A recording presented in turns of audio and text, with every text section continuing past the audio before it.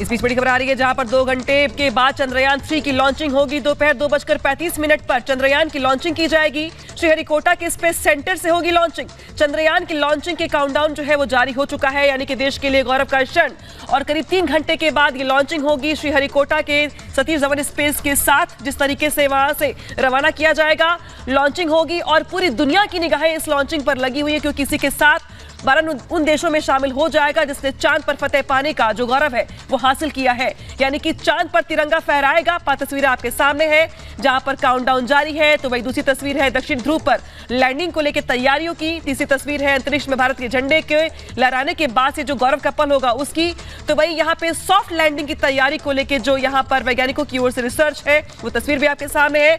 देश का इसरो तैयार कर रहा है। जिस तरीके से तैयारी काफी समय से चल रही है, तैयारी पूरी हो चुकी है। आज का वो दिन और 3 घंटे के बाद होगी लॉन्चिंग। हालांकि इसके पहले तमाम जो वैज्ञानिक थे वो भगवान की शरण में भी गए, दर्शन किया, पूजा अर्चना की और सफलता को लेकर के वहां से भगवान से आशीर्वाद लिया। लेकिन आज वो मौका आ ही गया श्वेता, जब लॉन्चिंग होगी 3 घंटे के बाद। बहुत अहम है ये दिन, क्योंकि अंदाजा लगाइए भारत के लिए ये अहम दिन है तो दुनिया की नजर भारत पर क्यों टिकी है, इस पर भी आज हम बात करेंगे। मेरे साथ retired major general sir Sanjay Meston sir हमारे साथ हैं स्टूडियो में। मेजर जनरल संजय सोई सर हमारे साथ इस वक्त मौजूद है। के सिद्धार्थ साइंटिस्ट है वो हमारे साथ इस वक्त मौजूद है। हमारे साथ इस वक्त अचल मल्होत्रा भी मौजूद है, फॉर्मर डिप्लोमेट है। सर आप सबका बहुत बहुत स्वागत है। मैं आपसे सर शुरुआत करना चाहती हूँ सिद्धार्थ सर कि आज का ये दिन भारत के लिए तो बहुत अहम है ही है, लेकिन दुनिया के लिहाज से भारत का कद शायद इतना बड़ा हो जाएगा जिसकी कल्पना भी नहीं की जा सकती, क्योंकि साउथ पोल पर ये जो लैंडिंग होगी, रोवर की लैंडिंग होगी, ये पहली बार होगा। अगर इन मायनों को समझे तो आज का ये दिन किस तरीके से इतिहास रचेगा? इतिहास इस रूप में रचेगा क्योंकि साउथ पोल पर लैंडिंग के साथ में ये बहुत कुछ अकम्प्लिश कर लेगा। अब आप समझिए कि भारत का आर्टेमिस के साथ में डील हुआ है और ये संधि के अनुसार भारत अमेरिका के साथ में अब स्पेस में वहाँ के यात्रियों को ले जाएगा। एक नया स्पेस मिशन शुरू होने वाला है। तो इसका जितना भी डेटा मिलेगा, जितनी भी इंफॉर्मेशन मिलेगी यहाँ से, वो सारे के सारे इंफॉर्मेशन को शेयर होगा वो अमेरिका के साथ में, और भारत के ऊपर में है वो जिसके साथ में शेयर कर सके। आप सोचिए ये अपने आप में ही पावर है। दूसरी बात चली आती है कि जब स्पेस के जियोपॉलिटिक्स के बारे में हम लोग बात करते हैं तो मून का वह हिस्सा, चंद्रमा का वह हिस्सा जो बाहर की ओर है, वहाँ से आप जितने भी सिग्नल हो सकता है वो सिग्नल आप आसानी से भेज सकते हैं आउटर स्पेस में, और एक्स्ट्रा टेरेस्ट्रियल लाइफ के बारे में भी आपको जानकारी मिल सकती है। यह जानकारी अभी तक किसी के पास में भी नहीं है जो भारत के पास से मिलने जा रही है। तीसरी बात चली आती है कि इस अलायंस के सहारे यहाँ पर जो भी यह डेवलपमेंट होगा, यह भारत के ब्रांड को उसी रूप में इस्टेब्लिश करेगा जैसे 1969 में 1969 में अमेरिका ने अपने अपोलो मिशन के साथ में अकम्प्लिश किया था। अमेरिका उसके बाद टेक्नोलॉजिकली बहुत सुपीरियर कंट्री बन गया था।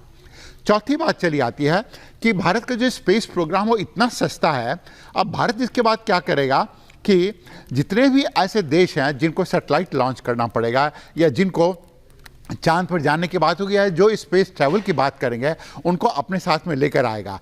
अब आप कल्पना कीजिए अफ्रीकी देश के सारे सैटेलाइट लगभग भारत लॉन्च करेगा, क्योंकि अन्य कोई देश इस लायक नहीं है, क्योंकि उनका कॉस्ट इतना अधिक है।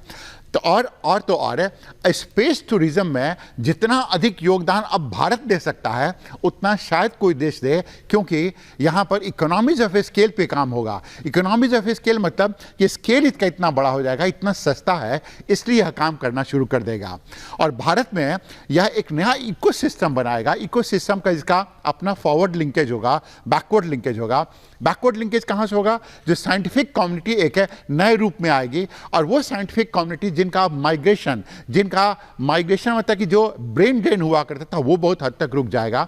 और फॉरवर्ड लिंकेज मतलब इसके जो एप्लीकेशन होंगे, अब एप्लीकेशन में नॉलेज मैपिंग, अब पूरे के पूरे अफ्रीका का, लैटिन अमेरिकन कंट्री का, अंटार्कटिक का, आर्कटिक का नॉलेज मैपिंग करने की स्थिति में भारत अपने आप को ब्रांड कर सकता है, मार्केट कर सकता है। बिल्कुल सर, भारत के लिए भविष्य जो होगा वो काफी बेहतर इससे हो जाएगा। बहुत सारी चीजें जो है हमारे लिए रिकॉर्ड्स में भी जुड़ जाएंगे। हमारे साथ जुड़े हुए फॉर्मर डिप्लोमेट अचल मल्होत्रा जी।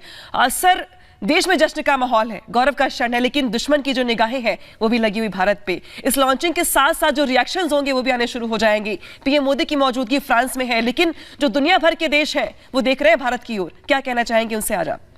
देखिए, जहाँ तक एडवर्सरीज का सवाल है वो तो इसमें डेफिनेटली कोई नेगेटिव पॉइंट देखेंगे। वो इस नज़र से देखेंगे कि भारत इसका जो इस्तेमाल है क्या वो डिफेंस पर्पसेस के लिए करेगा, क्या वो भारत की जो प्रगति हो रही है स्पेस साइंस में उसकी कोई ऐसी एप्लीकेशंस हैं जो उनके पॉइंट ऑफ व्यू से उनकी सिक्योरिटी को थ्रेट करेंगी। तो जो एडवर्सरीज के रिएक्शंस हैं हमें सुन के, एक कान से सुन के दूसरे कान से निकालने की बात है। और जहाँ तक हमारी इस अचीवमेंट का सवाल है तो देखिए इसरो जो है ये उन चंद इंस्टीट्यूशंस ऑफ एक्सीलेंस में से है जो भारत ने अपनी आज़ादी के तुरंत बाद इस्टेब्लिश करी थी, चाहे वो डिपार्टमेंट ऑफ एटॉमिक एनर्जी था, भाभा एटॉमिक रिसर्च सेंटर था, इसरो था, या फिर मेडिकल फील्ड में एम्स थे, या इंजीनियरिंग में IITs थे।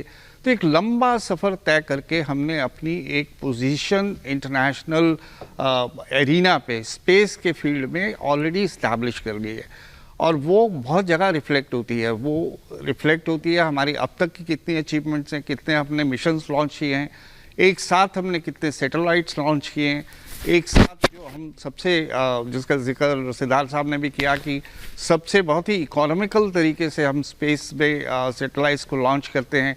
A से Z तक लेकर जो इंटरनेशनल कोऑपरेशन की अगर बात करें तो दुनिया की बड़ी बड़ी स्पेस एजेंसीज के साथ हमारे बायलैटरल ट्राइलैटरल कोऑपरेशन अरेंजमेंट्स हैं।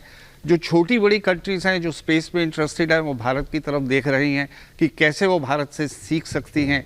और इसके अलावा UN की तरफ से भी जो एक centre for space science and education की इस्टेब्लिशमेंट की बात हुई थी तो काफ़ी रिसर्च करने के बाद फाइनली डिसाइड हुआ था कि उसे इंडिया में इस्टेब्लिश किया जाए। तो ये देखिए किसी भी देश का स्टेचर जो होता है वो बहुत सारे फैक्टर्स होते हैं, उसमें एक पॉलिटिकल स्टेबिलिटी होती है, आपकी इकोनॉमिक स्ट्रेंथ होती है, आपकी डिफेंस पावर होती है, आप रिसर्च साइंटिफिक फील्ड में आपकी रिसर्च के लेवल्स क्या हैं, तो ये सब मिला के ही जो होता है देश का स्टेचर ऊंचा बढ़ता है।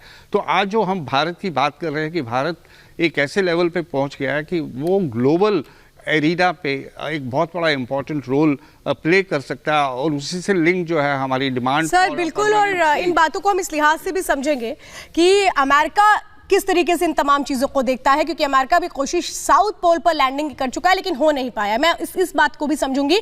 लेकिन प्रधानमंत्री नरेंद्र मोदी ने किस तरह से शुभकामनाएं दी हैं ये बताते हैं। चंद्रयान 3